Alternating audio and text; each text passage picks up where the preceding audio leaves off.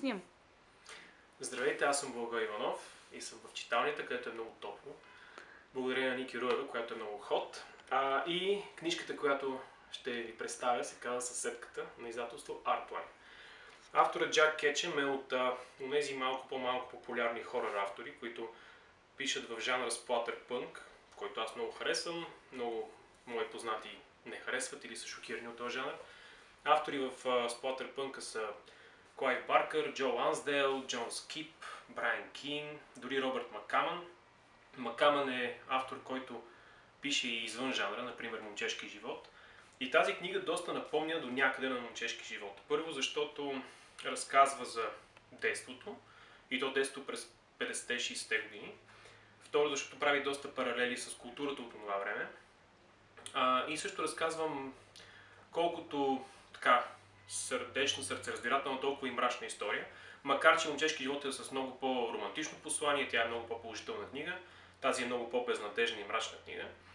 Историята накратко: две момичета, които осиротяват, са отгледани от своята Леля, която Леля в крайна сметка не се оказва най-приятният човек на света и покрай отглеждането им, покрай възпитанието им влага огромна доза садизъм. Това, което е силно в книгата, не е толкова шока, който се усеща. Той е почти на всяка страница след средата, а това, че всъщност книгата успява по много адекватен начин да покаже психологията на детското и тази психология, която се разгражда в една много болна, извратена среда. Средата на един фашистски авторитет, какъвто е Лелята. И виждаш как всъщност тези събития, които се случват, започват уж невинно, почти като на игра, в крайна сметка се превръщат в нещо много грозно и зловещо. Романът е вдъхновен от реални събития, които са почти толкова така мрачни, колкото в книгата. Много приятни изненада, че Джак Кетчъм може да се прочете на български. Това е автор, който бях изгубил надежда, че някой ще посегне към него, защото той, макар да е много добър писател и книгата е написана прекрасно, темите, които много често разглежда, са твърде непопулярни сред масовите читатели. Затова се надявам тази книга всъщност да е не просто да се приеме добре от някаква група хора, а и да се чете от повече хора. Света не винаги е розово място и понякога трябва да се сблъскаме с суровата реалност, било той в литературна форма, за да се подготвим за суровия живот.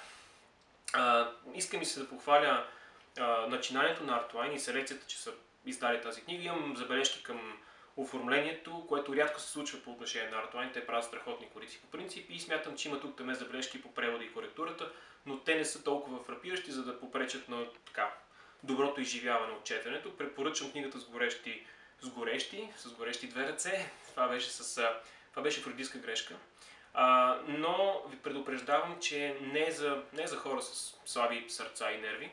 Нещо повече, въпреки че авторът пише в по-натуралистичен стил по принцип, този роман не е толкова графичен, колкото психологически.